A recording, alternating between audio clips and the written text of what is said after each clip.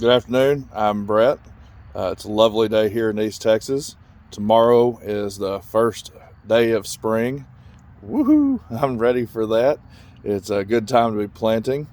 And I know that this year, the last couple of years, we've been getting a little bit later freeze than we're accustomed to, but we do have to be aware that in our area, we can experience freeze still up until around about the time of Easter. And so some of our little uh, crops we may not want to get in the ground just yet, something like a tomato, cucumbers, and things like this. They're warmer weather crops. Frost is not good for them. I mean, you could, if not just stunting them, you may totally kill them in this type of weather. Hopefully, the frost that we got last night and tonight is going to be the last of it for the year. But be prepared because we could still get another round of it.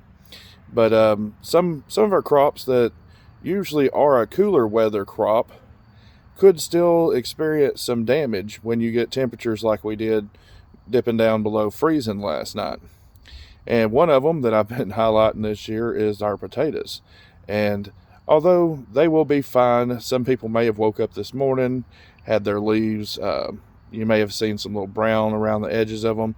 You may have seen it looked like it just completely wilted the entire potato plant. It's okay. Most of the time, those potatoes are going to come back. I would wait till after the freeze tonight, trim off that upper layer if that happened to you, and it may take a couple of weeks, but generally that potato will send up shoots and replace that. You just might be a couple more weeks behind it getting to that level again. But one thing I want to show you what I did last night was I always recommend if you have a yard that has a lot of leaves, or maybe you see when it's leaf collecting time, your neighbors raking them up and bagging them up. I was lucky enough, I got a bunch of bags of leaves this year. I always keep some around because some of these things, if we've gotten them out there and we do have one of these late freezes coming in, we can use these items, cheap, free in some cases, to help us protect those little plants and to stay ahead on our gardening game. So I'm going to flip it around and show you one of my potato planting areas here. You can see here I was finally getting some growth, but we don't see any green here right now because all I did yesterday, since I knew we were going to be getting down to those temperatures, potatoes do really well, even down into the 40-degree range, not a problem. But when it gets close to freezing, like I said, that tender stuff above ground can be susceptible. All I did was loosely sprinkle some leaves. I didn't want to pack it down real heavy because I didn't want to risk breaking the tops of the plants off. But let's see how they did. I think this is where one of my bigger plants was. Oh, look at that. Just a couple of inches of leaves.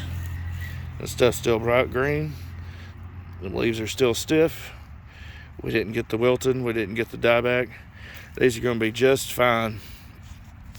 I'm going to go ahead and protect them overnight again. I'm going to cover them back up. See very easily.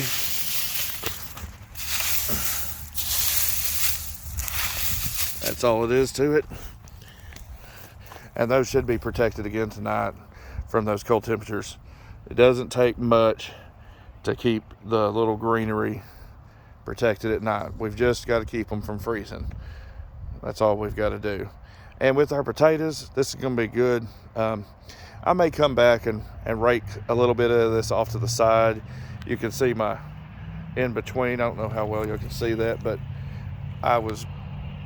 where I had my dugout parts in the middle, I was filling those sections with leaves anyways to help break down into the soil, and that'll provide nutrients in the future, but it'll also help loosen up the soil, and it gives me something to walk on.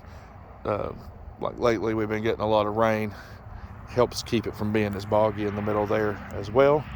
But if you want to, you can leave these leaves covering up the potatoes. They'll come right on through that, and there's lots of people that when they get to this stage, they just cover with leaves. They don't use any more soil up above. They use leaves or straw, and your potatoes are going to be growing into that area. If you do so, just make sure when the potatoes start to produce, you keep those potatoes covered with whatever it is. You don't want to get them exposed to the sun and turning green.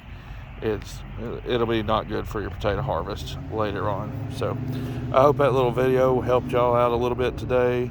Maybe it'll help you protect your plants this evening, or if y'all have a freeze coming up in the future. And if you haven't yet, be sure and subscribe, leave me a comment down below, and we'll catch y'all next time.